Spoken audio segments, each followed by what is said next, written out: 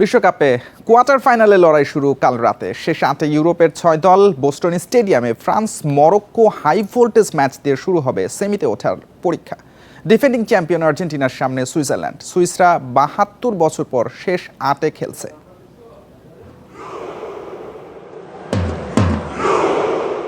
শেষ হলো রোমাঞ্চকর লড়াই শেষে বিশ্বমঞ্চে টিকে আছে কেবল 8টি পরাশক্তি।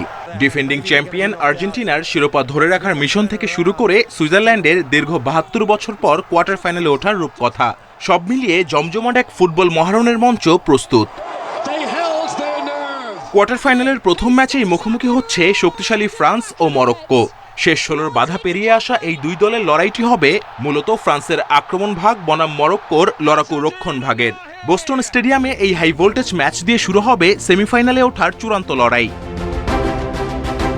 সোফি স্টেডিয়ামে ইউরোপের দুই পরাশক্তি স্পেন ও বেলজিয়াম মুখোমুখি হবে এক চরম প্রতিদ্বন্দ্বিতাপূর্ণ ম্যাচে। তিকিতাকা ফুটবল বনাম বেলজিয়ামের গতিময় কাউন্টার অ্যাটাকের এই দ্বৈরথটি ফুটবল প্রেমীদের জন্য হতে যাচ্ছে অন্যতম আকর্ষণীয় একটি ম্যাচ। নরওয়ে ও ইংল্যান্ড মুখোমুখি হবে হার্ড রক স্টেডিয়ামে। আর্লিং হাল্যান্ডের নরওয়ে বনাম তারকাখচিত ইংল্যান্ডের এই ম্যাচটিতে গতি ও কৌশলের এক দারুণ প্রদর্শনী দেখার অপেক্ষায় সমর্থকরা। মিশরের বিপক্ষে পিছিয়ে পড়েও 3-2 ব্যবধানে দারুণ জয় তুলে নিয়ে নিজেদের টিকিয়ে রেখেছে বর্তমান চ্যাম্পিয়ন আর্জেন্টিনা। শেষ 8-এ আলবি সেলেস্তেদের প্রতিপক্ষ চমক দেখানো সুইজারল্যান্ড, যারা কলম্বিয়াকে টাইব্রেকারে 4-3 ব্যবধানে হারিয়ে 1954 সালের পর এই প্রথম বিশ্বকাপের কোয়ার্টার ফাইনালে পা রেখেছে। কানসাস সিটি স্টেডিয়ামে ডিফেন্ডিং চ্যাম্পিয়নদের রুখে দিতে সুইসরা কতটা প্রস্তুত সেটাই এখন দেখার বিষয়। Kamrul Hasnat, Independent News. Argentina অজেয় দল নয়, তাদের হারাতে সর্বোচ্চ চেষ্টা করবে সুইজারল্যান্ড, বলেছেন দলটির কোচ মুরাত ইয়াকিন। কোয়ার্টার ফাইনালে ফ্রান্স মরক্কো ম্যাচ নিয়ে বাড়তি উত্তাপ। দুদলই স্নায়ু চাপ সামলে সেমিতে যেতে আত্মবিশ্বাসী। মরক্কোর খেলার ধরন বিপজ্জনক বলেই ডিফেন্সে বাড়তি চাপ থাকবে ফরাসিদের। রুদ্ধশ্বাস কামব্যাকে আর্জেন্টিনা পারলেও কলম্বিয়া টাই ব্রেকারে পরাস্ত। বিশ্বকাপের শেষ 8-এ ইউরোপের 6 দল প্রতিপক্ষ আর্জেন্টিনাকে পেয়ে রোমাঞ্চিত সুইজারল্যান্ডের কোচ মেসিদের অজেয় মনে করেন না তিনি। ডিফেন্ডিং চ্যাম্পিয়নদের মুখোমুখি হওয়া রোমাঞ্চকর, আমাদের জন্য দারুণ সুযোগ। তবে আর্জেন্টিনা অজেয় নয়, অবশ্যই আমরা তাদের হারানোর সর্বোচ্চ চেষ্টা করব। লাতিন আমেরিকার দলগুলোর মানসিকতা ভালো করেই জানি। ফ্রান্স দাপট দেখিয়ে কোয়ার্টার ফাইনালে এসেছে। চুয়ামিনির ইনজুরি, অলিসের কার্ড জটিলতা নিয়ে চিন্তা দেশমের। মরক্কোর পাসিং ফুটবল আর কাউন্টার অ্যাটাকের মিশ্রণকে চ্যালেঞ্জ মানছে ফরাসিরা। মরক্কো সত্যিই দারুণ দল, র্যাঙ্কিংয়ের 6-এ আছে। 2022-এর থেকে অনেক ভালো, বল দখলে রেখে 1-1 সিচুয়েশনে অনেক গোল করে। আমাদের ডিফেন্সে সর্বোচ্চ সতর্ক থাকতে হবে, তাদের সম্মান করেই খেলবো, কিন্তু আমরা জিততে মুখিয়ে আছি। তারকা স্ট্রাইকার সাইবারির ইনজুরি মরক্কোর জন্য চিন্তার কারণ। তবে দিয়াস, উনাহি, রাহিমির ফর্ম ফ্রান্সকে বিপদে ফেলতে পারে। 2022-এর সেমিফাইনাল হারের প্রতিশোধ নিতে মুখিয়ে হাকিমির দল। ফ্রান্সের দুর্বলতা ধরেই পরিকল্পনা সাজাবেন কোচ। এদিকে ফ্রান্স মরক্কো ম্যাচ পরিচালনার দায়িত্বে 5 আর্জেন্টাইন রেফারি। ফিফার এই সিদ্ধান্তে নতুন বিতর্ক। ফ্রান্স সমর্থকরা রেফারিং নিয়ে বিপদের গন্ধ পাচ্ছেন, জানিয়ে সরব সোশ্যাল মিডিয়া। সাইদ সাদি, ইন্ডিপেন্ডেন্ট নিউজ। 2 গোলে পিছিয়ে থেকেও আত্মবিশ্বাস হারাননি আর্জেন্টিনা কোচ লিওনেল স্কালোনি। মিশরের বিপক্ষে ভিন্ন ঘরানার ফুটবল খেলেই সাফল্য পেয়েছে দল, জানিয়েছেন এই মাস্টারমাইন্ড। অন্যদিকে রেফারি আর প্রযুক্তির পক্ষপাতিত্বের কারণেই হেরেছে মিশর, দাবি কোচ আর খেলোয়াড়দের। ম্যাচের প্রায় শেষ সময় পর্যন্ত গল্পটা ছিল আর্জেন্টিনার জন্য এক চরম বিপর্যয়ের। 2 গোলে পিছিয়ে থেকে যখন টুর্নামেন্ট থেকে ছিটকে যাওয়ার প্রহর গুনছিল আলবি সেলেস্তেরা, ঠিক তখনই শুরু হয় সেই চিরচেনা আর্জেন্টাইন ম্যাজিক। পেনাল্টি মিসের ধাক্কা সামলে মেসি যেভাবে একটি গোল ও একটি অ্যাসিস্ট করে দলকে টেনে তুলেছেন তা দেখে মুগ্ধ কোচ লিওনেল স্কালোনি। ম্যাচ শেষে ড্রেসিং রুমে আবেগ আপ্লুত কোচ। মেসি অবিশ্বাস্য অন্যতম সেরা। এরপর যাই ঘটুক না কেন, এই দলটি আমাকে বিশ্বাস দেয় যে সবকিছু বিপক্ষে গেলেও কখনো হাল ছেড়ে দেয়া যাবে না। 2 গোলে পিছিয়ে থেকেও আত্মবিশ্বাস হারায়নি স্কালোনির দল। কেপ ভার্দের ম্যাচের চেয়ে এ ম্যাচে ভিন্ন ঘরানার ফুটবল খেলেই জয় ছিনিয়ে এনেছে বলে মন্তব্য করেন আর্জেন্টাইন মাস্টারমাইন্ড। কেপ ভার্দের বিপক্ষে আমরা সত্যি বিপদে পড়েছিলাম, তবে এ ম্যাচে 2-0 ব্যবধানে পিছিয়ে থাকার পরও মনে হচ্ছিল যে কোনো এক মুহূর্তে আমরা সুযোগ পাবো এবং ম্যাচটি ঘুরিয়ে দিতে পারবো। তবে উল্টো প্রতিক্রিয়া মিশরের। রেফারির বিতর্কিত সিদ্ধান্ত এবং ভিএআর এর একপেশে ব্যবহার নিয়ে তীব্র ক্ষোভ প্রকাশ করেছেন দেশটির কোচ ও খেলোয়াড়রা।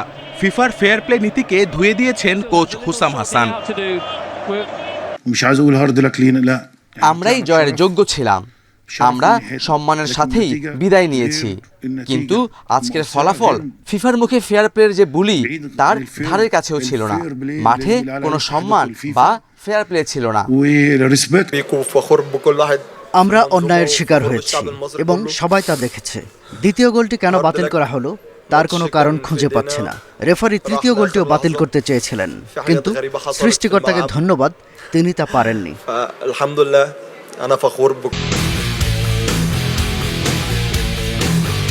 মিশরের বাধা পেরিয়ে কোয়ার্টার ফাইনালে পা রাখা আর্জেন্টিনা এখন আরও বেশি ভয়ানক, আরও বেশি একতাবদ্ধ। শেষ 8-এ এবার সুইজারল্যান্ড বধের পরিকল্পনায় ব্যস্ত Scaloni.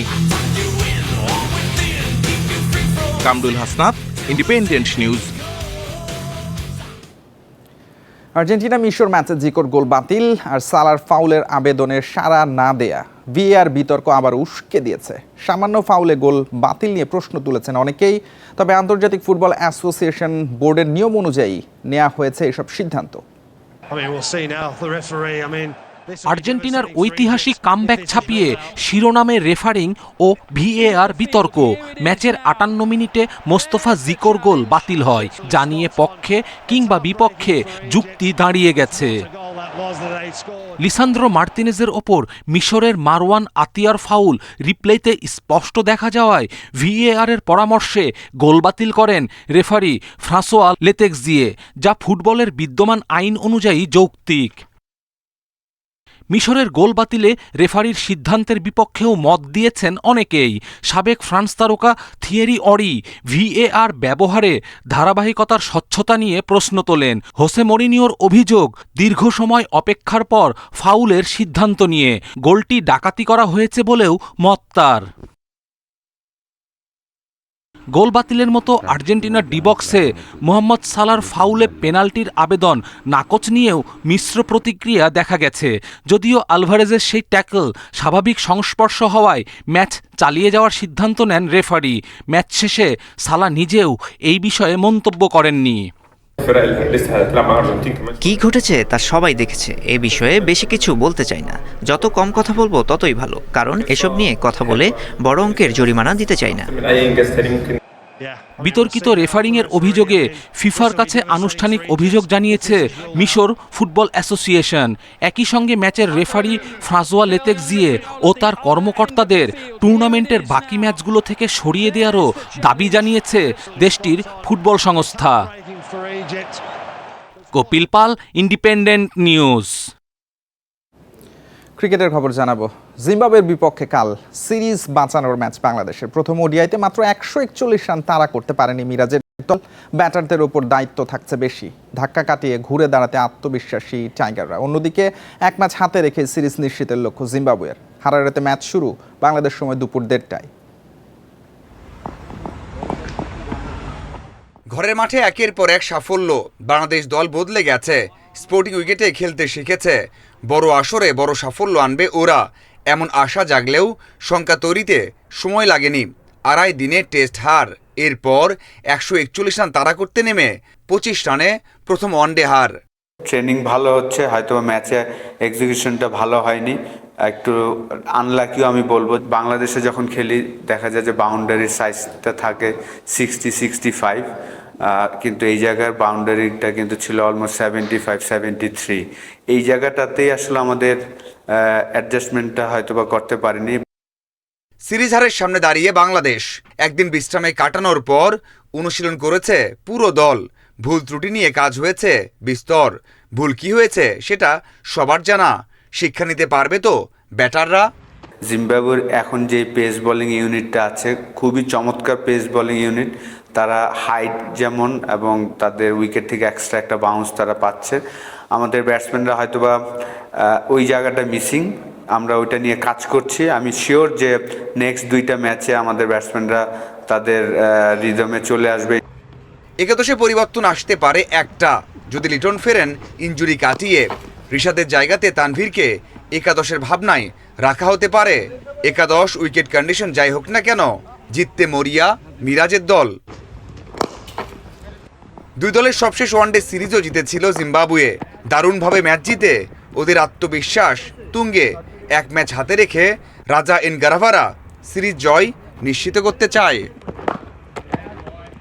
Mazharul Islam, independent news. টাইব্রেকারে কলম্বিয়াকে 4-3 গোলে হারিয়ে বিশ্বকাপের কোয়ার্টার ফাইনালে সুইজারল্যান্ড। শেষ 8-এ সুইসদের প্রতিপক্ষ বর্তমান চ্যাম্পিয়ন আর্জেন্টিনা। কানসাসে রোববার সকাল 7টায় মুখোমুখি হবে এই দুই দল। ভ্যাঙ্কুভারে প্রথমার্ধ কিছুটা রয়ে শোয়ে খেলেছে সুইজারল্যান্ড কলম্বিয়া। রক্ষণদুর্গ ঠিক রাখাই ছিল এ সময় মূল ভাবনা। দ্বিতীয়ার্ধে আক্রমণের ধার বাড়ায় দুদল, গোলের সুযোগও তৈরি করে, তবে গোলের দেখা পায়নি কেউ। এরপর খেলা গড়ায় অতিরিক্ত 30 মিনিটে। সেখানে সবচেয়ে ভালো সুযোগটা পেয়েছিল কলম্বিয়া, কিন্তু ফিনিশিংয়ের অভাবে গোল বঞ্চিত। সে গোলটি পেয়ে গেলে টাই ব্রেকার পর্যন্ত যাওয়া লাগে না কলম্বিয়ার। এর আগেই জয় উদযাপনের উপলক্ষ পেয়ে যেত। টাইব্রেকারে নার্ভ ধরে রেখেছে সুইজারল্যান্ড। কলম্বিয়া দ্বিতীয় শটটি মিস করার পর সুইজারল্যান্ডেরও তৃতীয় শট মিস হয়। চতুর্থ পেনাল্টি কিকে হার্নান্দেজের শট ঠেকিয়ে নায়ক বনে যান সুইস গোলকিপার গ্রেগর কোবেল। আর শেষ শটটি সফলভাবে নিয়ে সুইসদের বহুল আকাঙ্ক্ষিত জয় এনে দেন রুবেন ভার্গাস। এই জয়ে শেষ 8-এর টিকিট নিশ্চিত হল সুইজারল্যান্ডের। কোয়ার্টার ফাইনালে তাদের শক্ত প্রতিপক্ষ বর্তমান চ্যাম্পিয়ন আর্জেন্টিনার চ্যালেঞ্জ নিতে হবে। আসলে কঠিন সব পরিস্থিতি সামলে মেসির দল এখন আরও পোক্ত। আলবিসেলেস্তের বিপক্ষে সুইসদের বড় পরীক্ষা। অন্যদিকে আবারও হতাশায় পড়তে হলো কলম্বিয়াকে। নিজেদের অঞ্চলে বিশ্বকাপ হওয়ায় এবার অন্তত বহুদূর যাওয়ার স্বপ্ন দেখেছিল লাতিন আমেরিকার দেশটি। ফেরদৌস ইসলাম, ইন্ডিপেন্ডেন্ট নিউজ। বিশ্বকাপ থেকে পর্তুগালের বিদায়ে পদত্যাগ করেছেন রবার্তো মার্টিনেজ। ধাক্কা কাটিয়ে না উঠতেই নতুন কোচও চূড়ান্ত করে ফেলেছে। জাতীয় দায়িত্ব পাচ্ছেন জোর্জে জেসুস। 71 বছর বয়সী এই কোচ গত মৌসুমে সৌদি প্রো লিগে রোনালদোর ক্লাব আল নাসেরের কোচ ছিলেন। রোনালদোর সঙ্গে তার সম্পর্ক দারুণ। পর্তুগালের ফুটবলে জেসুস পরিচিত নাম। বেনফিকা আর স্পোর্টিং সিপির মতো দলের কোচ ছিলেন তিনি। মে মাসে আল নাসেরকে সৌদি প্রো লিগ জেতানোর পর দায়িত্ব ছেড়েছেন জেসুস। নিজ দেশের অভিজ্ঞ কোচের ওপরেই ভরসা রাখছে পর্তুগিজ ফুটবল ফেডারেশন।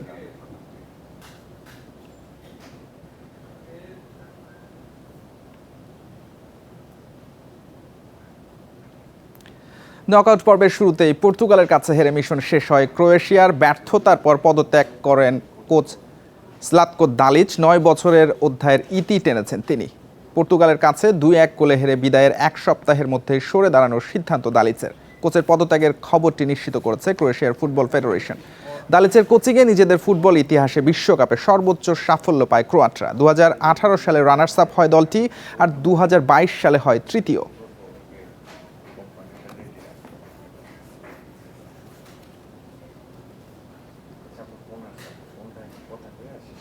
এই ছিল যত খেলায়। ইন্ডিপেন্ডেন্ট টেলিভিশনের সব খবর বিস্তারিত জানতে চোখ রাখুন ফেসবুক, ইউটিউব এবং এক্সে।